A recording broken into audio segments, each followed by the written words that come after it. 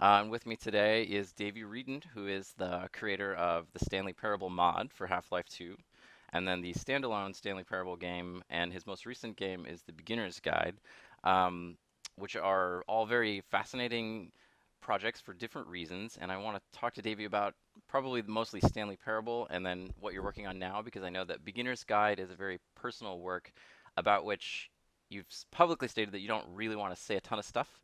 And I think that's really cool. There are some things that I might want to talk to you about off the record with the beginner's guide, but if there's anything that you want to talk about there, I'm totally up for that. But I just want to say thanks for taking the time, and yeah, this is going to be Yeah, awesome. no problem. Well, it's probably worth stating that kind of everything prior to launching Beginner's Guide, I feel like had a certain umbrella of like my design approach and intentions. So that all of that work really came from the same space. So if we talk about any of that, we're talking about basically all of it. Okay. So for what it's worth. Yeah, and that's my impression too. And I wanted to deep dive onto what I wanted to reflect to you what I think your design sensibility has been and the place that you went really deep Okay. because the landscape of design, game design, is so insanely broad that it's like almost preposterous to try Yeah, and yeah, talk yeah. about game design generally. Um, And but I always felt a huge amount of I know everyone feels imposter syndrome, but I never felt like I was a game designer, really. Like people tell me that I'm a game designer, and I seriously, I like whenever they do, I'm like, I don't think you've played my games. I don't feel like I feel like what I've done in the past is so just requires such a different skill set. That's not even necessarily what I'm doing now or what I want to be doing, but I felt a lot of really weirdness about who am I to be commenting on what it's like to make games, you know? Well, so that's a great segue into the sort of first thing that I wanted to talk to you about. So just as a little primer for the viewership, and I think I might just do a separate little video to put on the front of each of these or something like that. But the thing that I'm fascinated with right now is the idea of deliberate practice. So I pretty much 100% of the people who I'm friends with who make video games played an instrument at some point. Is that the case for you also? I did, but it was never expressive, really. Like it was never a. It really wasn't like. It's like I played clarinet for 7 years or something like Oh that. no, that's perfect. I just wanted to draw the parallel of so you're playing clarinet, right? And Yeah, I played bass and classical guitar. So you're yeah. playing clarinet and you have a song, right? And you're trying to play that song, and you can play that song 20 times in a row, right? And not get any better at it, or get very small incremental improvement. But it's when you stop and you do that really excruciating practice where you focus in and you play that one section of the song that you can't get right, and you play it 10 times, like 10 times slowed down, like just that really excruciating, like not at all fun practice.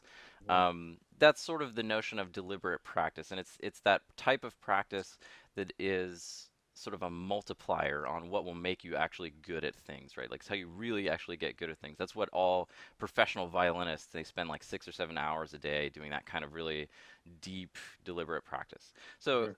the idea is that, according to this guy, Anders Ericsson, from whom the idea of deliberate practice comes from, that there are particular types of practice that are much more effective than others. And they've actually measured the fact that if you play the same song on the guitar over and over again 20, 30 times, it's worth like one 10-minute session of just playing the parts that you're not good at really slowly and deliberately. And like they've actually kind of done this research and it's really fascinating, interesting.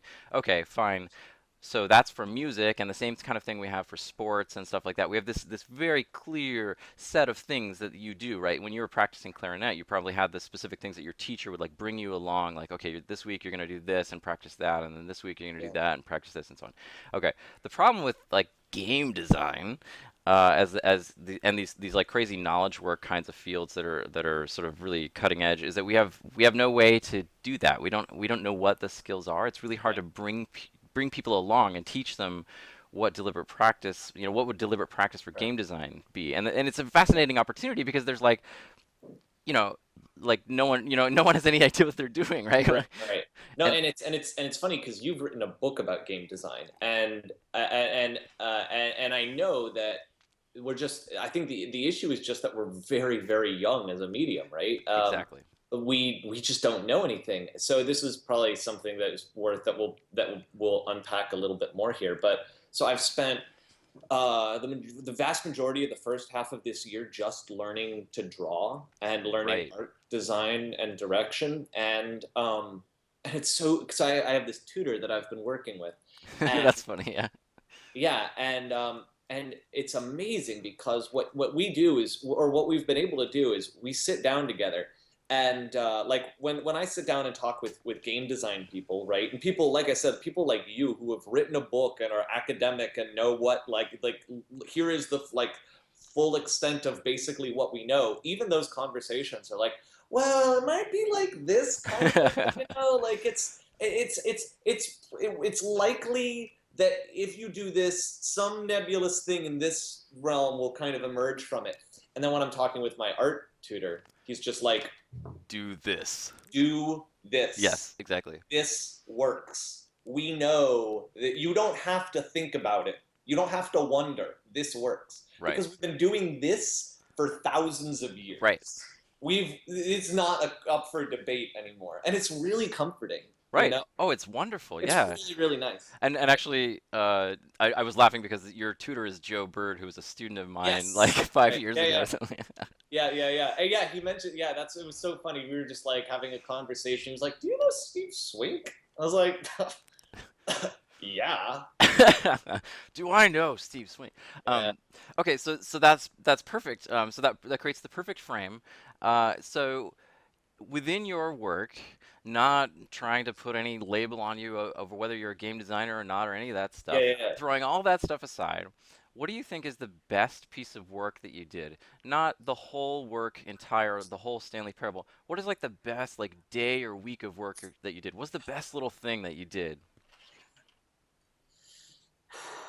And this question doesn't require you to be perfect. It's just whatever pops to mind. Well, a couple things come to mind. I was really, really proud of the demo that we did for that game. Yeah. It just sang. It worked. It worked across the board, and I was just like, it was one of those, and it was a really hard process getting there. It was like, I mean, it was it was a piece of marketing material, and we probably spent 6 months or so of part part time, just side work on that thing, and went through a bunch of iterations of it and worked it over and over. And then, like, as soon I there was just like this moment where it just all came together, and I took it to a friend, and I remember I was showing it to a friend who, we were in like a bar, and one person had headphones, and another person couldn't hear, like, didn't have the headphones, and they were just watching it and couldn't even hear it, and they're laughing, and like they got it, and it wasn't even like, they just, it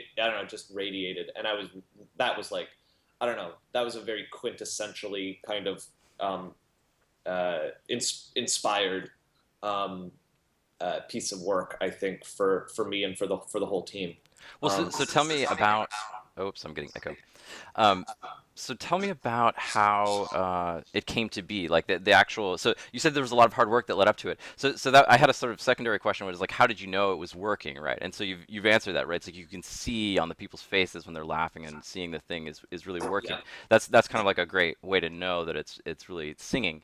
But what was like the day of work, like at a day-to-day level when you sat down to work on the demo? Like, what do you think it was that kind of came together there? And then I'm going to sort of zoom back and say, like, what Yeah. in your background led you to be able to make that? Like, was it because you had made that demo for PAX and then you had made the mod before that and all the work that you'd done on all the other parts Yeah. of the main game? Like, what was it that you practiced as a skill that allowed you to kind of make that sing? I think that, and this is okay. So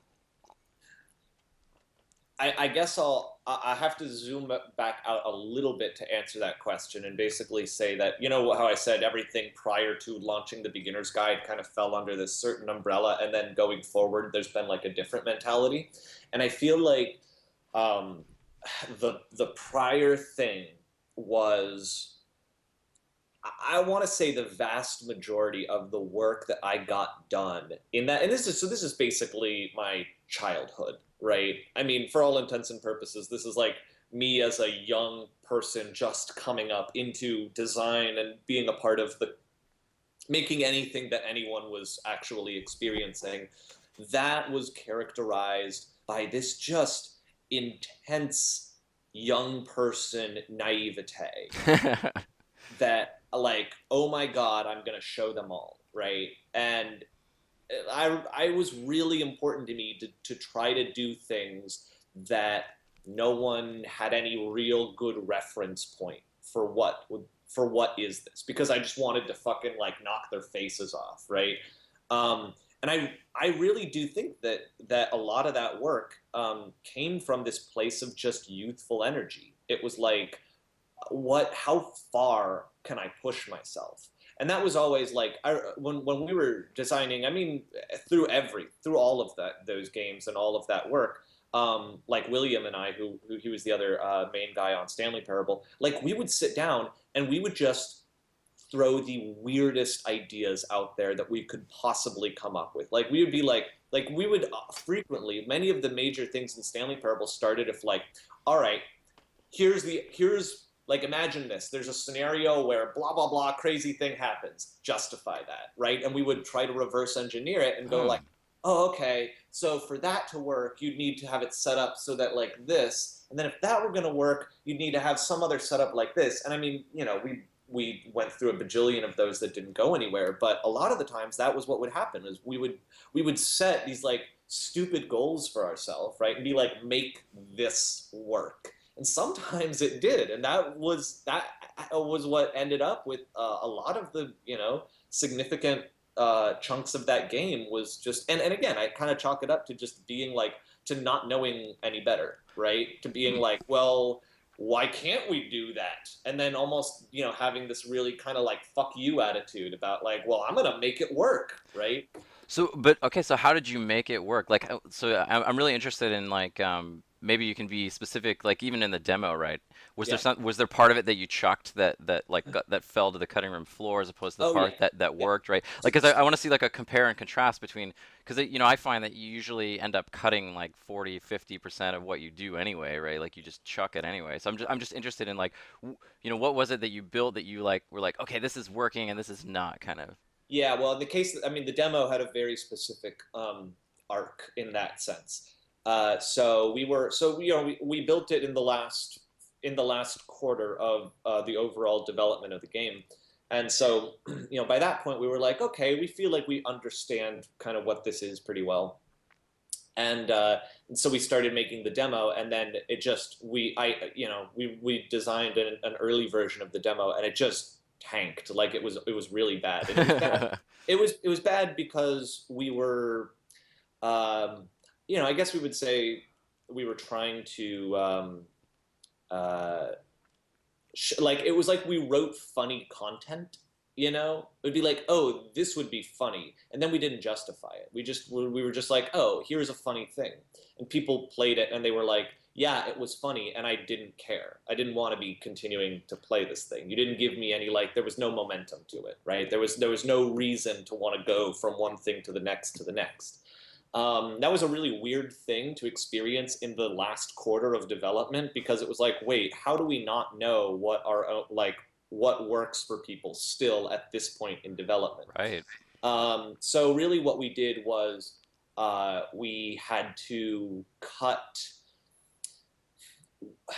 It was a combination of things. It was either like the the joke or the interaction here, or whatever it is, the way we wrote it requires people to be like, them to stop, to stop moving and to do nothing for a bit, and therefore it just is totally boring. Or we would try to cut it and put momentum into it so that it starts, so that like a joke or a thing would start and then have some momentum where a person was doing something or moving around or seeing something or experiencing or interacting, and then follow through on it. And so by the time they got to the next place, they had moved, and it was like they had gone through something in the course of experiencing that little thing, and then they have this momentum, and then you pick that up with the next thing and you keep that momentum, and you go like, okay, well, now the next thing is going to start at this thing and it's going to end over here, right? And so you're going to be in a different place every one of these times.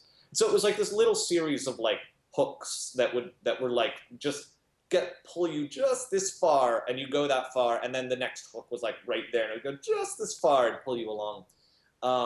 And that would not have, there was, I think that wouldn't have worked so well in the main game because the size of the main game would have made that formula feel really, really repetitious if you played it for the amount of time that the main game was meant to be played. But for 20 minutes of the demo, it's like that You works, can you really know. sustain it. Yeah, we repeated. I mean, the whole demo is just that. It's just like here's a little hook, and then there's a few larger hooks. They're like, oh, that thing is getting called back to later, and it for 20 minutes you're like, yeah, that was fun. I've had some that had some pacing to it, right?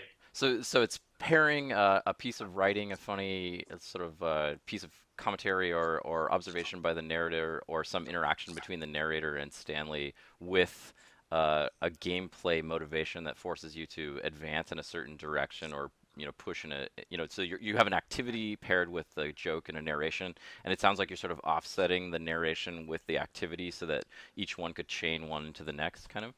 Yeah, that was sort of the goal, and and there are cases where even not moving is a part of that forward momentum.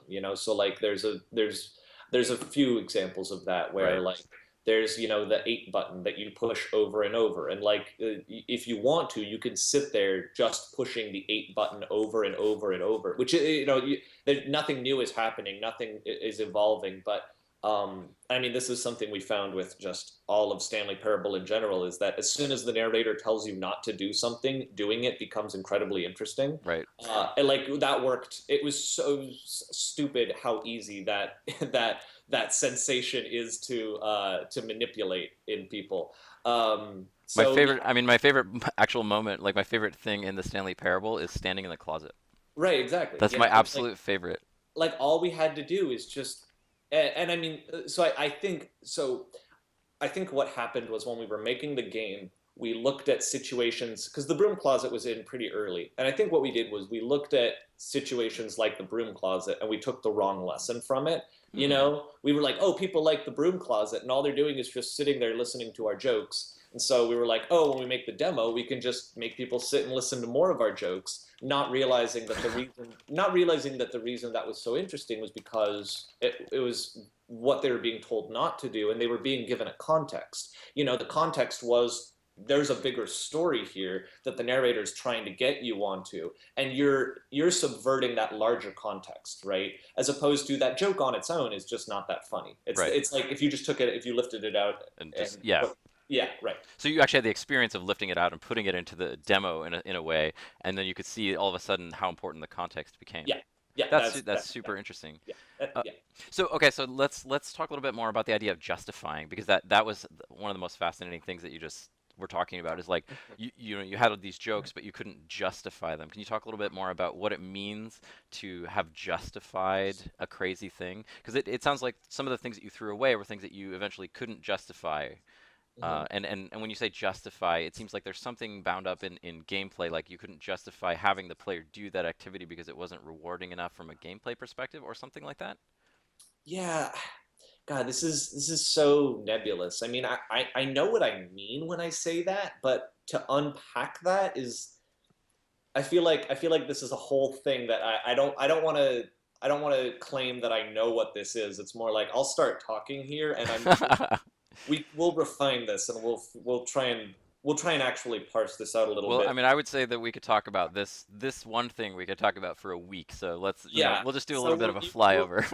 we can do, yeah, we can do a little of it, but I what really is that? Because I know that there were lots of I mean, I think it can be a couple of things, right? I think there were a lot of cases, and this was true of making the main game especially, where we would come up with things that were interesting and compelling, and we knew they were interesting and compelling, and they didn't speak to what the bigger experience of the game really was, right? Hmm. And we threw away a lot of things that I was like, I know there's something that's fascinating here, and it just doesn't tie back to what we were trying to say. Would you be willing to do a specific example? I know, this is a beloved Yeah. game at this point, but Well, so when you mentioned when you asked what were like the most the things I was most proud of, one of the other, aside from the demo, think the other one that came to mind was, and this sort of fits the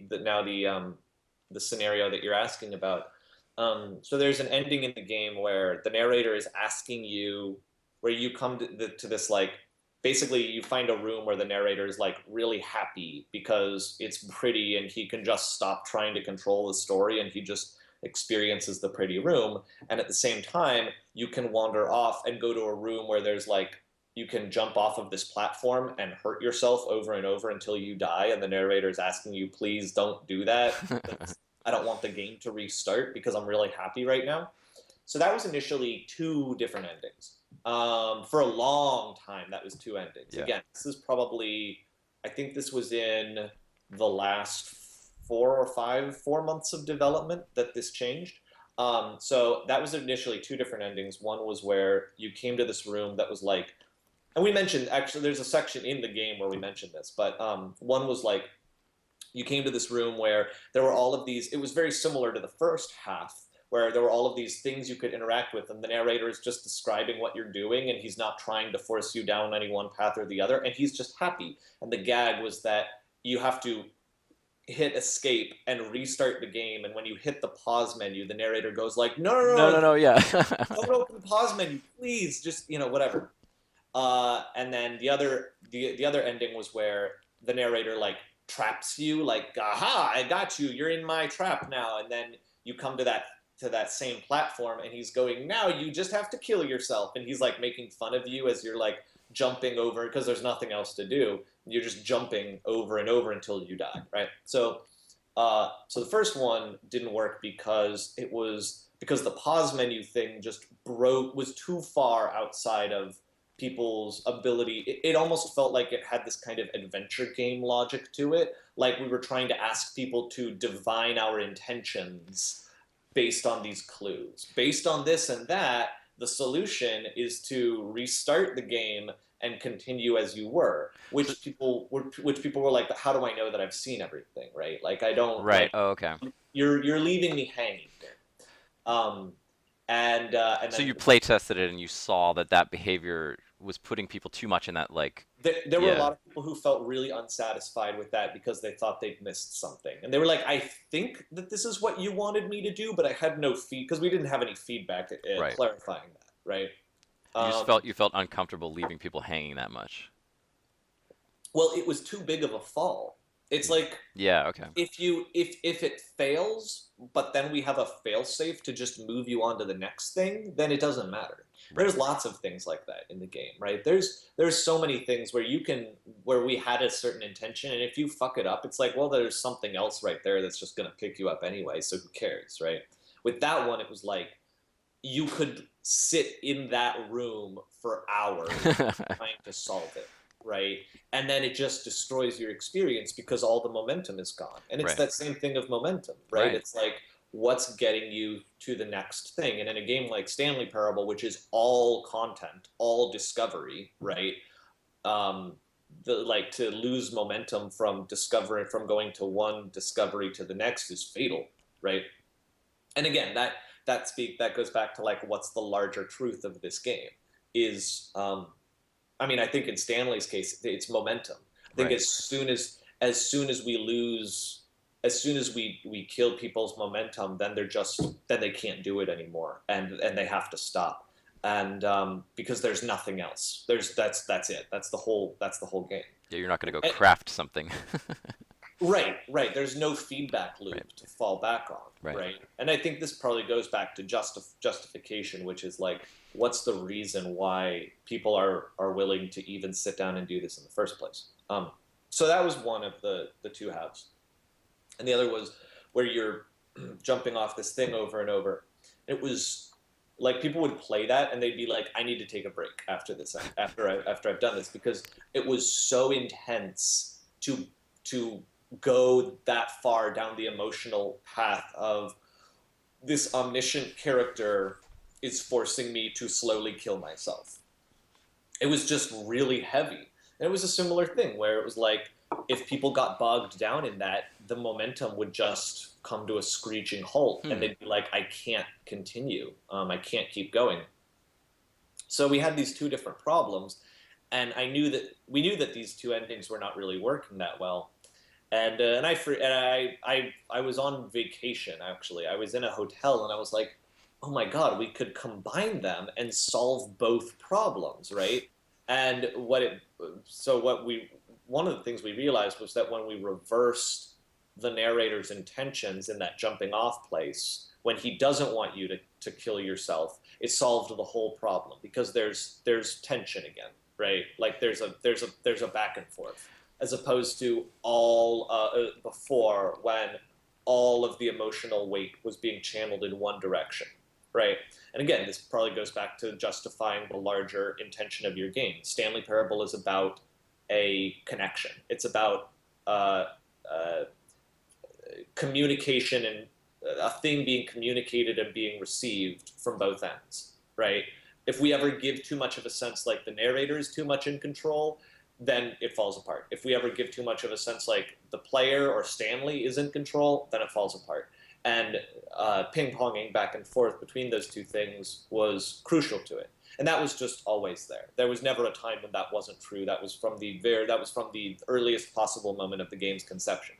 So we broke that, right? We broke it, and it no longer fit, and it killed the momentum, and it could that you don't. There's your justification. It's gone right Right. there.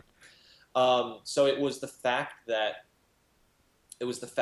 we preserved the ping ponging of communication by having the narrator not wanting you to do it and giving you a space to push back, and also in terms of the peaceful place that he doesn't want you to leave, giving you an outlet for interaction and expression that still makes sense within the boundaries of the game world that we've established, as opposed to asking you to divine, to come up with a solution that didn't really fit in what we were. It kind of fit, but like not enough, you know. Like people always could figure out like, all right, well, I should probably go to this other room and explore what's over there, and that will lead to something, right? And it did, and it led to something because it would go down its path and the game would reset. Um, so yeah, that I was really proud of solving multiple problems together in the same thing with that solution.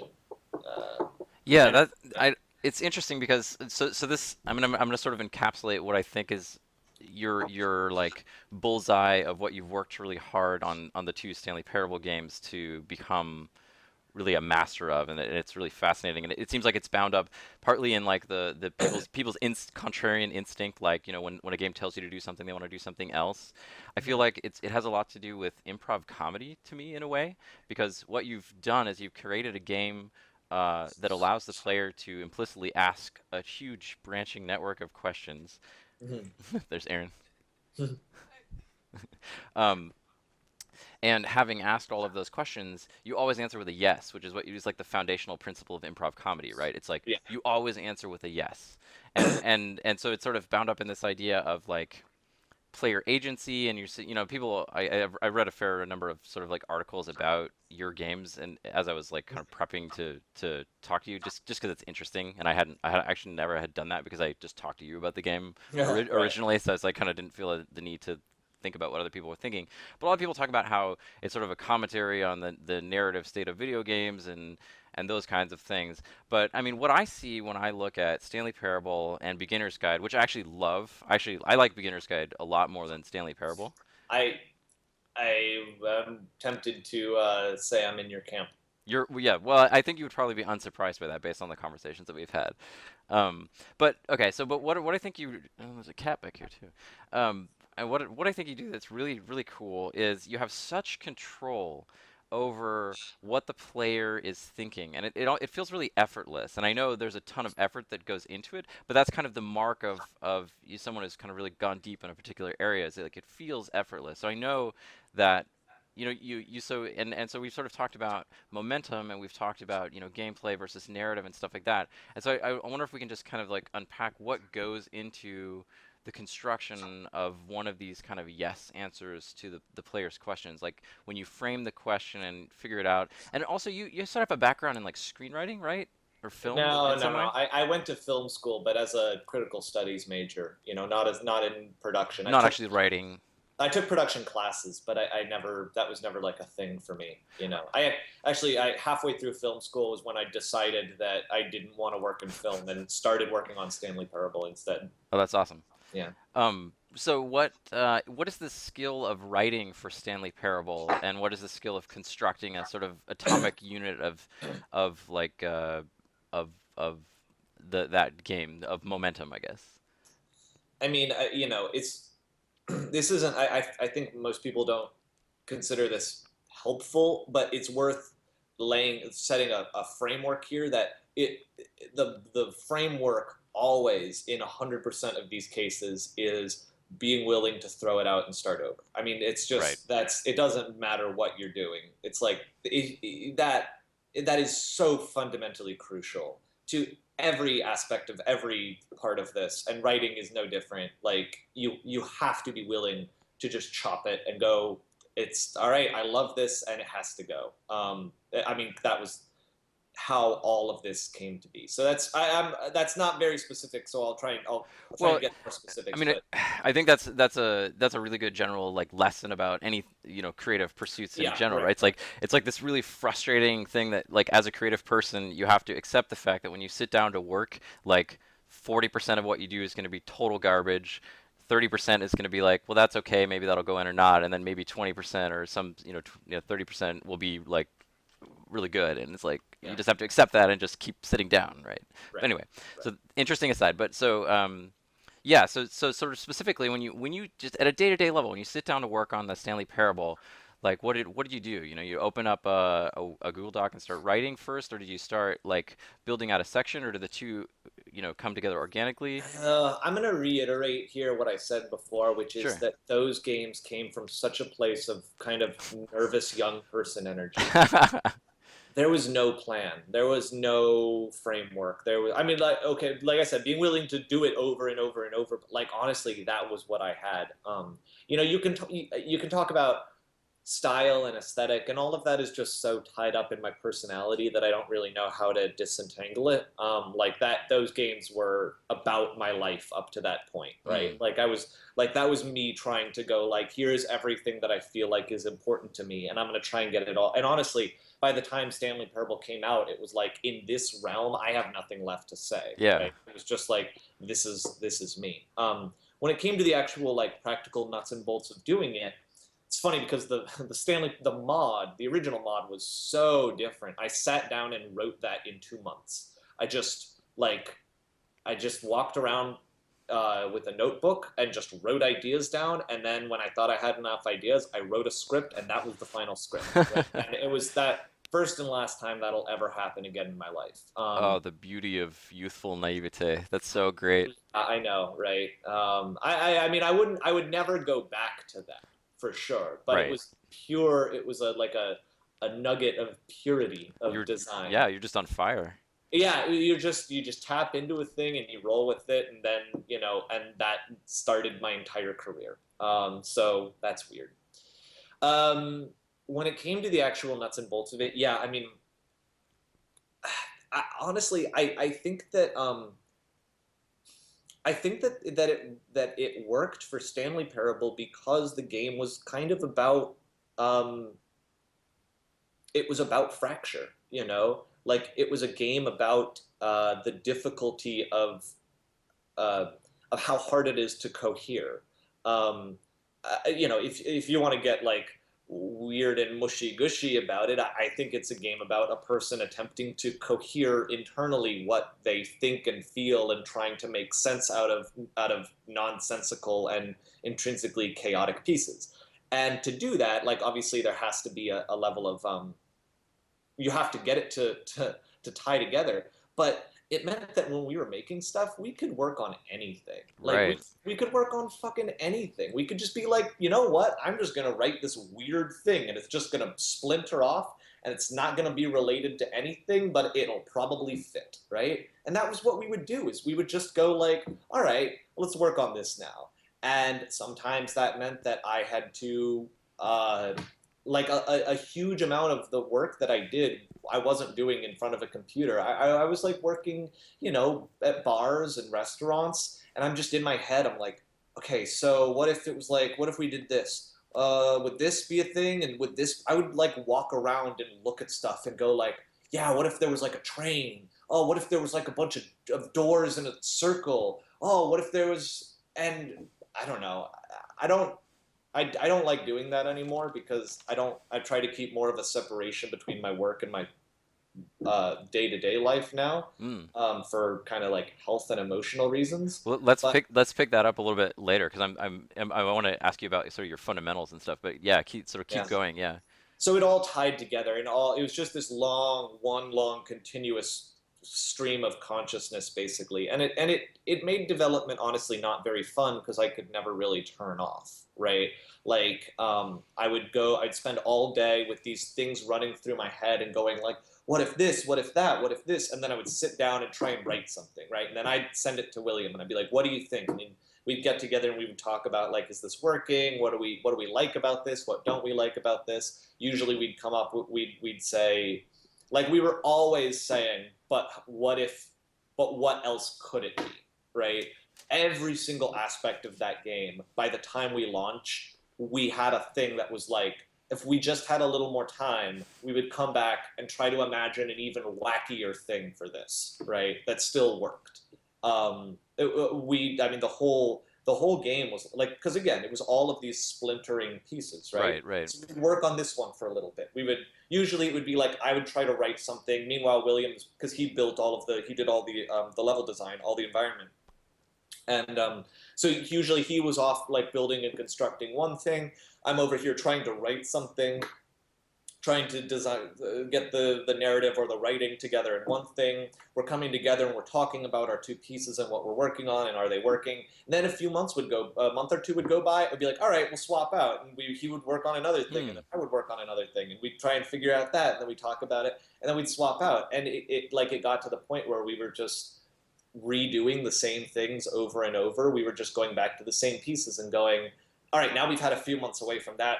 How could that be even crazier and weirder? And God, I get honestly, I get like a little anxious just thinking about it because it really had the nature of the game in it. It had this like endless cycle of Right. repetition. Yep. Yeah. Um, It's like a and microcosm. I think that's why it worked, is because that was the game we were making. We made it like the game. We worked on it in the style of the actual game itself. And you said that when you did the demo, you sort of had this almost like a rude awakening that like after all this time, do we really not know exactly what is Yeah. going on with the player? Yeah. So when you did like the 10th ending or something, versus like the first one that you built, did you feel like you like we got this, right? Even though you're kind of jumping around and you would come back to it or something like that. But when you were like starting the fifth or sixth one, did you feel like, okay, we have a really good idea what's going on here. Like we have this crazy idea, but we know like how it's going to fit in and like, we know how to build it. We had a few instances where we worked a thing over and over and over and then went, was our first version of this the best one? Um, there's, a few sections of the game where I would say William and I probably both think we may have overworked it, to its detriment. But I will say that I do, from my perspective looking at it, like certainly at the time that we launched it, I thought I could have looked at what we did and told you which endings had come later in development because I thought they were more fleshed out. And Okay. this was something we were always trying to do, was like take a thing and can we add more onto it that furthers the player experience but still feels justified, right? And so by the time we got to the end of development, because we were like, we want to get as much content in here as we possibly can. So the farther along that we got, the harder it was to come up with new ideas because we'd taken all the low hanging fruit. The wackier and wackier we had to get in our brainstorming sessions, and so the farther out the endings became as a full experience, right? Like the one where you jump off the thing over and over is one of the most kind of like layered experiences in terms of what's going on, and that was in the last few months. Okay. Interesting. There's another one where it's like you go and you you choose not to do a thing that he said, and it plays a video, and then you walk backward through the entire place, and he makes you redo a choice, but then each choice it keeps like zapping you back to remaking that Right. choice, Yeah. and things are fucked up no matter what you do, and then it sends you to an alternate thing that's like you looking down at yourself making the choice, and that was the very last one we did, right? And that thing is all over the place. Yeah. And that to me is, I'm like, okay, that one was the last one we weren't done, because holy shit were we reaching. Like we were like, come up with something, it's got to be something new, and just what about this, no, it's too much like this, no, that doesn't work, fine, go do it over and over. And I mean, if we tried to get another ending in there, it would have been a full year to come up with something that felt like unique enough that it merited, that it stood on its own, that it didn't just feel like it was aping other things again while still feeling like it was justified. Well, that's how you know you were done, right? Like you really. We couldn't have continued. There's no No way. way. Yeah. Like by that, and again, the way we would have continued is by going back to earlier versions and just reworking them and just trying to add new things onto them, right? We were very insecure about the amount of content in that game. Like Sure. when we decided to merge those two endings together, we were like, well, we just lost an ending, right? And we were really concerned about that. Like, are people gonna is that gonna like bring down people's experiences? And then it turned out no, people thought everything was an ending, so they didn't care how many endings there were, Right. Like right? the broom closet is an ending, right? Right. That's to us. We were like, no, it's just a little gag. And then people are like writing out, like making charts, being like, the broom closet ending is it branches off from here. Right. Right. What? Yeah. Well, there, yeah. I mean, we can't. We don't want to open the can of worms of like the role in the audience of the audience in creation or whatever. But yeah, that's super interesting. So I feel like I was talking to Kyle Gabler before they released World of Goo, and he was like, he had a really similar mental state where he was just like so worried about the amount of content and like they were just so desperate to cram everything he could think of into the game because he was just so worried that people wouldn't find value in it. And so it's like we got to get more content, more content, more content. Derek kind of did the same thing with Spelunky, with like the HD version of Yeah. Spelunky, which is really interesting. Okay, cool. Well, I mean, I think we've kind of done a good job of sort of talking about that skill, that sort of weird nebulous skill of creating a piece of sort of narration with momentum that leads down a path. And it's interesting. I really envy the structure of Stanley Parable from the perspective of the game that I'm working on right now, which is because it is so fractious, so you can jump around. And so I've tried to create a framework for myself where I can jump around like that because these ideas got to gestate sometimes, right? You can't Right. just keep hammering on the one idea or you could drive yourself crazy. Right. Right. And that was one thing that was different between Stanley and Beginner's Guide, was Beginner's Guide required a lot more. It was a lot harder to jump around in the same way, you know. So I guess the to kind of wrap up that whole thought and kind of put a period at the end of it, I guess like if I wanted to kind of practice and improve in a really deliberate, focused way the Yeah. skill of kind of building a momentum structure, building something that is justifiable, that comes together. I wonder if there's any way we could think of Yeah. a way to I kind mean, of practice that and isolate it. I think that's part of why I expressed that whole thing about youthful naivete, which is to say, like, the process was very little about it was focused or deliberate. Uh, so I'm almost hesitant to recommend doing it. I mean, Well, I guess I mean the exercise is to try and think about how it would be isolated. I'm not actually. I don't think we could probably come up with like some amazing thing right off the bat. You know what I mean? Like I don't. I'm not interested in like the output. It's just like the sort of the idea of thinking about that because we're not in a realm like we're not doing violin. We can't. It's not a prescribed thing, right? So, but at least it's interesting to think about how you might kind of approach that if you wanted to like teach a kid how to be able to be better at that. I wonder what it would be like. yeah, it's a good question. Honestly, I never really thought about it too much, except that I just did it. We did it over and over and over and over. We knew what we wanted. We knew that the intention was, and I think maybe that's when it comes to this particular style of game, I would say that understanding what the broader intention, like what the emotional intention is, because there's something very specific about a game like Stanley Parable, and I mentioned this earlier, but it's all content, right? Right. There are almost no systems. There's almost no gameplay loop or systemic feedback loop for anyone to fall back on, which means that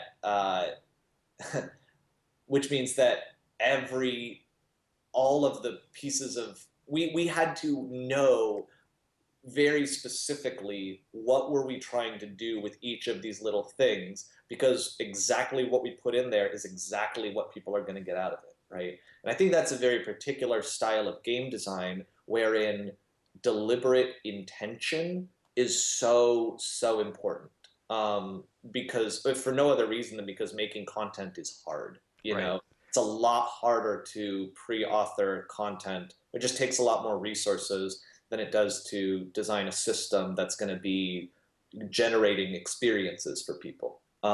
So I think that for us, what we really, and this could probably be chalked up to me having made the mod, right? The mod was like, here's what it is.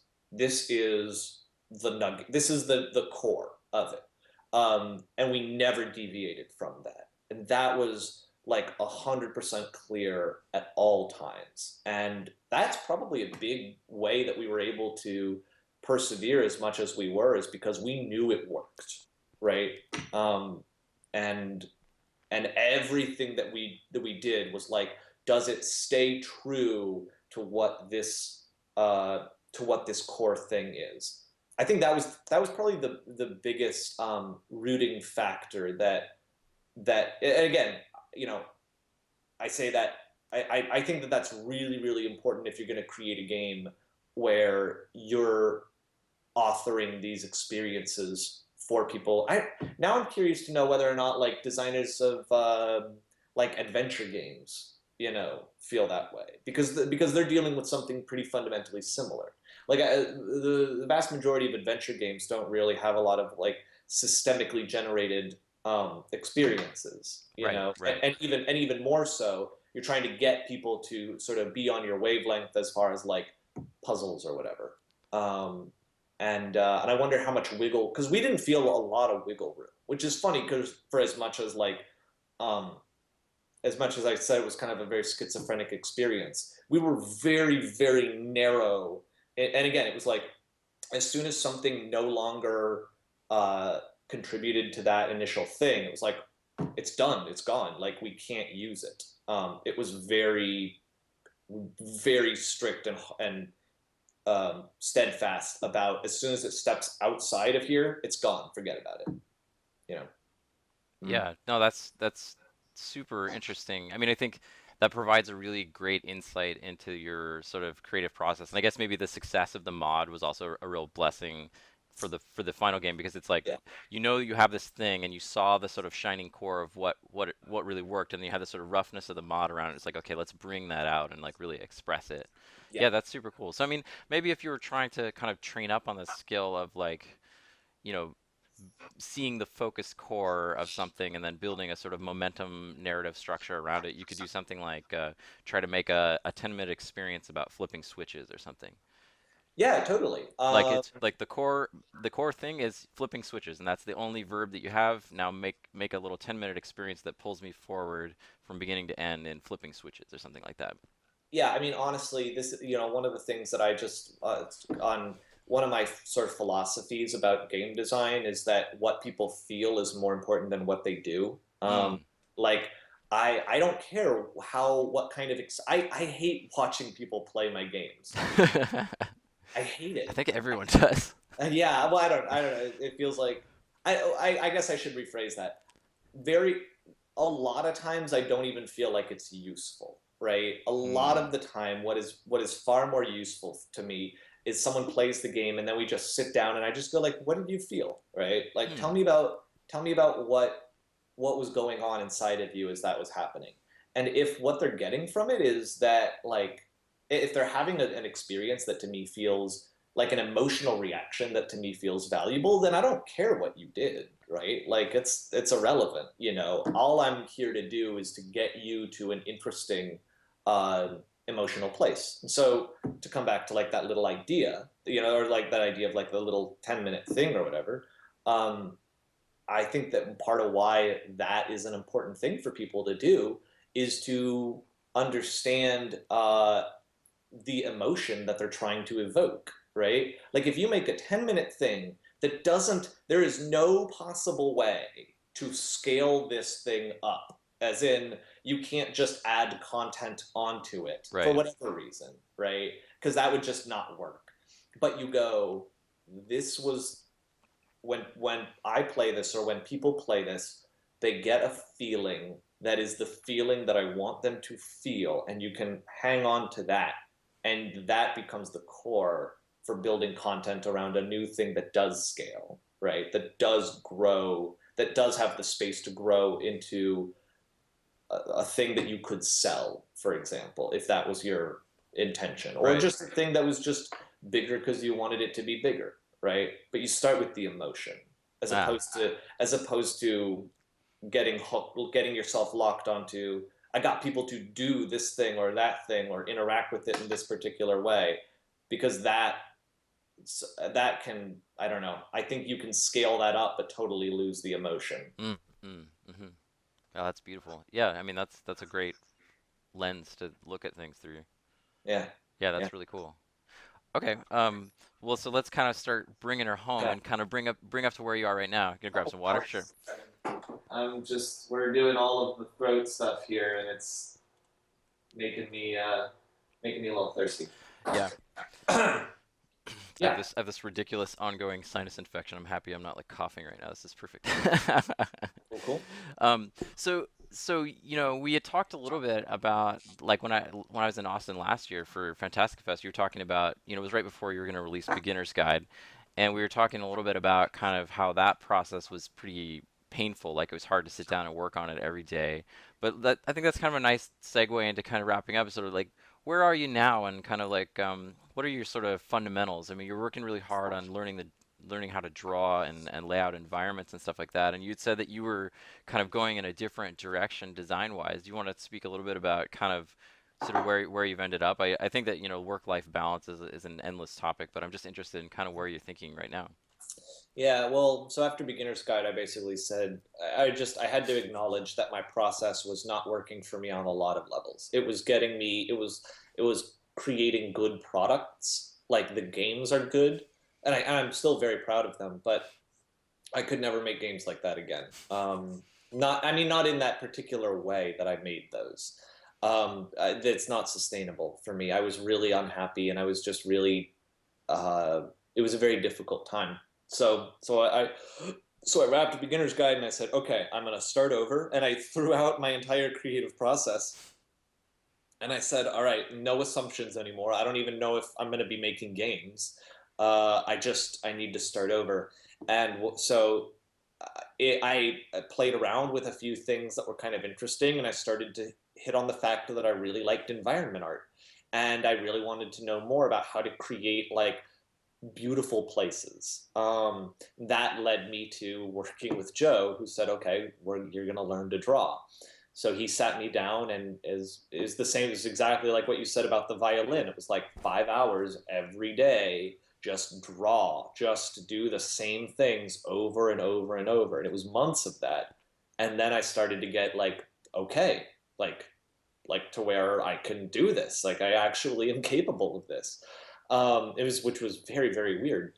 But I really, and it's just another testament to like, man, you can do fucking anything that you just take a few minutes. No, I mean that you take time to regularly practice and do. Um, But it's that particular type of purposeful practice where you have a clear goal of what you're trying to right. accomplish, and you're doing a very specific exercise that's like a zoomed in portion of what your sort of holistic skill that you're trying to build is and stuff. Yeah, which again, it's a little bit harder to translate into game design. But like what happened actually after that, I decided that that started to unlock a lot of ideas that I was interested in. I made, or I've been working on a little Twine game Hmm. that started to feel like, okay, this is now the design direction that I want to go in, and that came directly out of doing the art, because I was like, oh, I'm doing all of this art, and I'm starting to imagine the kinds of worlds that I want to make using this. And then I started to go, I wonder what it's like to actually interact with someone inside of this world. And so I made this Twine game, and this Twine game was like, it was exactly what I was saying. Oh, the emotion that I'm getting from, like, this isn't a final game. This is not like, here it is. This represents what I'm interested in. It's like, there's an emotion here that's really interesting to me, and I want to continue to explore. And I might not make anything that looks anything like that Twine game again, but I know that the emotion that I get from it, and that a few people who have played it get from it, is the same emotion that I'm going to now try to go on to make bigger projects that get at that same thing. And so that led me into working in Unreal, and now I'm in a phase where learning Unreal does have a lot of that repetition to it, because just understanding the systems and understanding the structure and the framework of it takes such an elaborate, you have to hold such a complex mental model in your head to understand why everything is working the way that it's working, and getting up to a point where you're competent enough to have an idea, sit down, and be able to express it without the tools getting in the way. That actually is that does have the repetition aspect that you talked about, and it's not.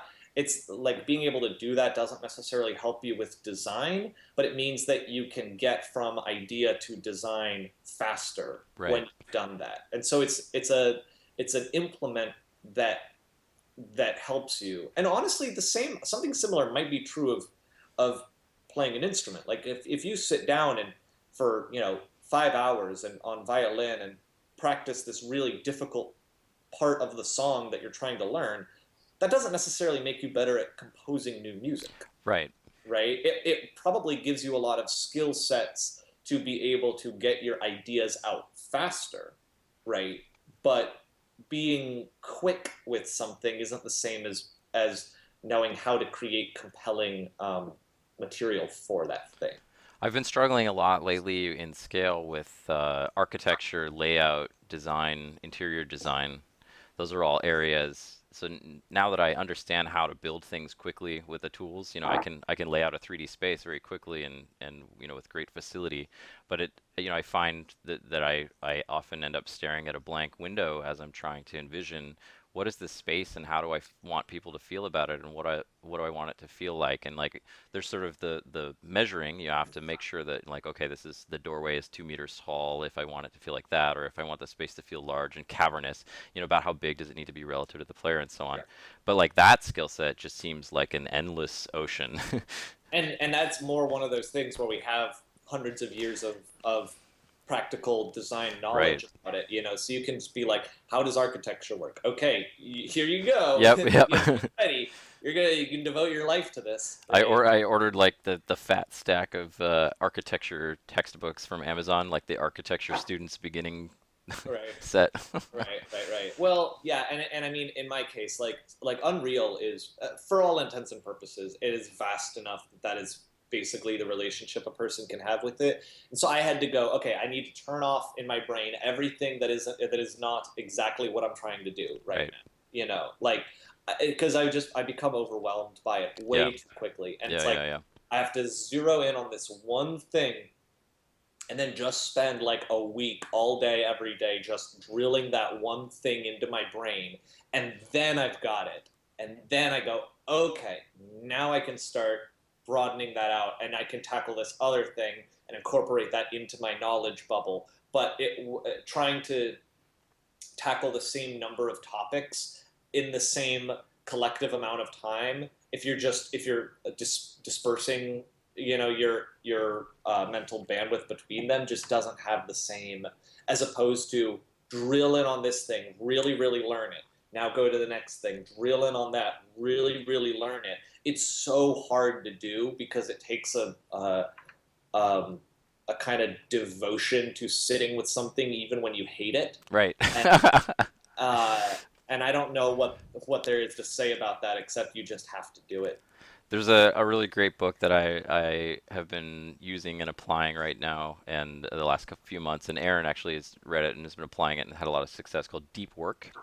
The Mhm. guy's name is Cal Newport, and he has this theory that basically, internet stuff, Twitter and email and all these kinds of things fracture and reduce and destroy your ability to focus deeply on something Mhm. for long periods of time. And so he describes this ability as like the crucial ability of the knowledge workers and people in this century, this time right now. And it's like as it's becoming more important, it's becoming much harder to do. And so he describes like he describes it like playing a guitar or something where you can't it's like a skill. It's not like brushing your teeth, right? Like you can only concentrate really hard on something for half an hour or something if you've been really deep into social media, and it's like really hard to do it. It's just like excruciating. But like if you build the skill, it's just so satisfying and valuable. It allows you to learn hard new things. Yeah. It allows you to go deep on your design work and your practice and stuff like Yeah. that.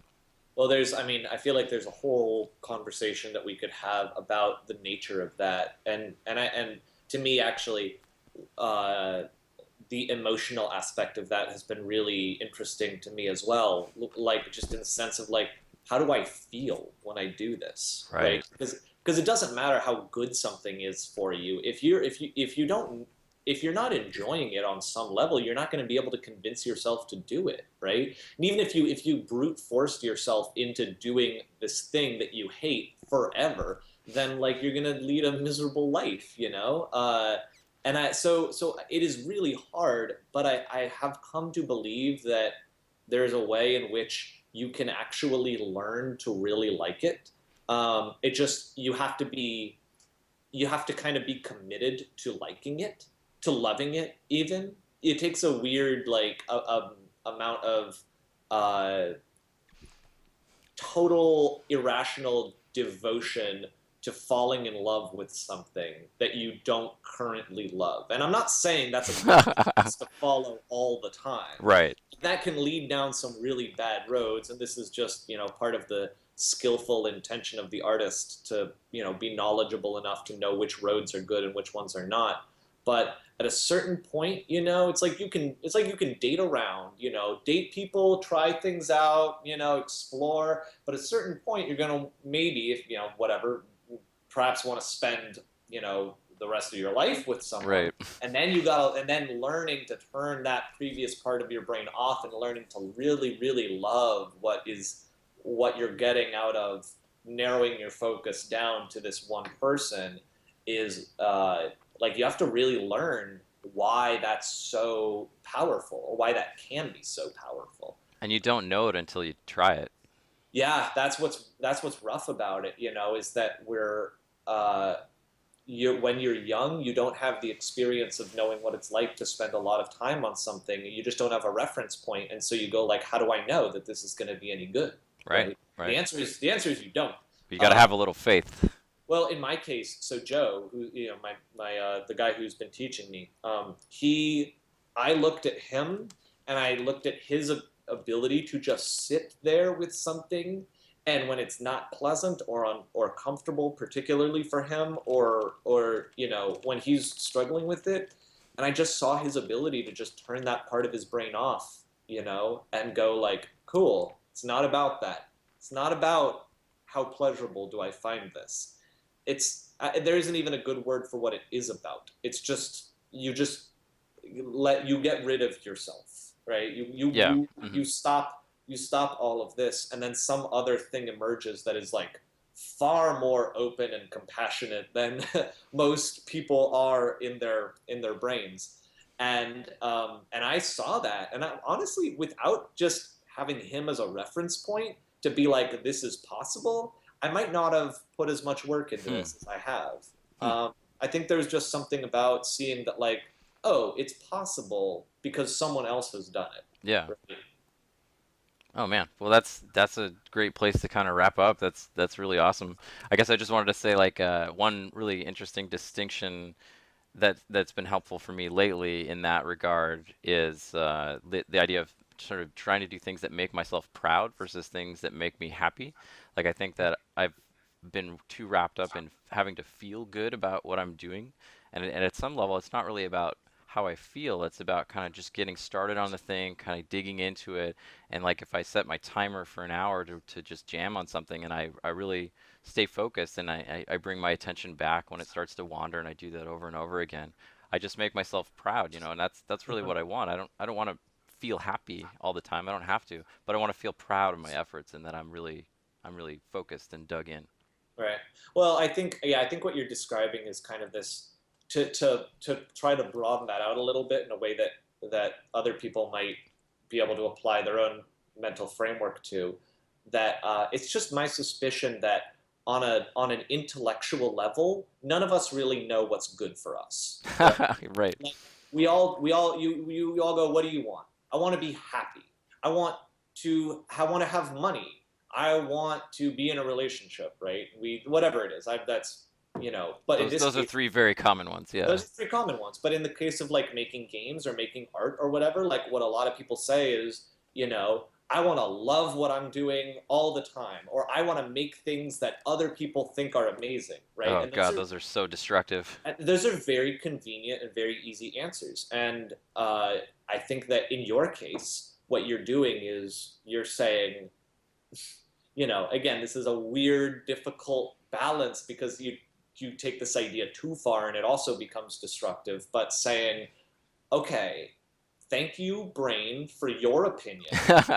We're here. Right. I'm gonna disregard that, and I'm just gonna sit down and do it and see what I'm getting out of it. And in your case, it's pride, right? You're like, oh, when I stop trying to figure out why I'm making stuff and I just make it, here's the positive emotion that my body is giving me, right?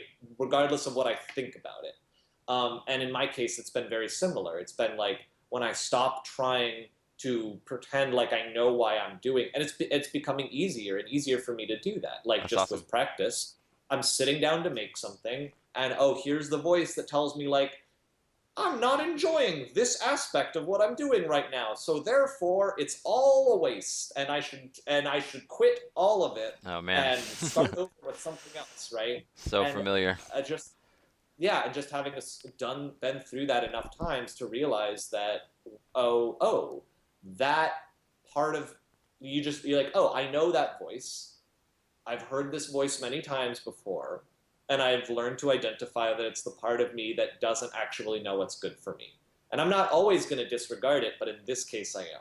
I've actually been actively disputing that voice, and that was a recommendation by a guy by the name of Eric Maisel. He has a book called Mastering Creative Anxiety that I really like, and it's basically like when you hear that thought come in, that's like, you know, what you're doing really sucks, or like, like there are lots of games coming out and they're all really good. Like it's you hear that thought, even if it's a true thought, and you say no, and it's not no, that's not true, or no, I'm not having that thought. It's no, thinking that thought is not helpful to what I'm trying to do right now. So I'm gonna say Right. I reject that thought. I'm not gonna Yes. I'm not Right. gonna let it be. I'm not gonna let it come in because it's not valuable to me. Right. It's not about that's another aspect of the young person anxiety is like you're always trying to dispute the truth of those things, right? You're always like it's not about whether or not it's true. It's just like, oh, that's just not good for me, Right. right? Uh, and yeah, that's Oh, I mean I do think that that voice has application in certain aspects of my life. I definitely think that I definitely think that I have started things because of that voice that I may not have started otherwise, but finishing it is a lot harder, right. right? Like the voice tends That to be that good voice at, sucks for finishing. yeah, the voice is really bad for finishing, but it can be really good at getting you to start and to do things. Hmm. Interesting. And and honestly, at times keeping you out of dangerous situations, right? Like there are situations where that voice becomes really anxious, and you go like, oh, there's a reason why I'm having like this. There's a biological reason for this voice, which is to try to keep me out of danger, and sometimes you need it. So I guess that's all just to say that it's complicated. It's complicated, and you need to sort of strategies to deal with that kind of thing. Yeah. Yeah. No, it's Yeah. really it's always such a good conversation to talk about like what everybody's thinking because everybody forgets what everyone else is that everyone else is going through all the same kind of stuff, and that's kind of what Beginner's Guide was about. I feel like maybe we should kind of wrap up now because we could talk for like the rest of the Yeah. weekend. But Yeah. maybe we should have another conversation more about Beginner's Guide at some point. In the Sure. future, because I love Beginner's Guide so much, and I want to talk Ugh. more about it. But okay, cool. So, yeah, thanks for this conversation. I appreciate your humble and grounded approach to thinking about stuff. I don't know. Just always love having good conversations with Davey. Thanks, man. This has been a good conversation. I haven't talked about this kind of stuff in a long time. Yeah, Like, I've been long enough that a part of me is like, oh, I don't think about that anymore. But then I guess yeah, you're asking me the stuff. I'm like, oh yeah, that is really interesting, huh? yeah, right on. Cool. Yeah. All right. Well, always good to see you. I'm gonna stop the recording now.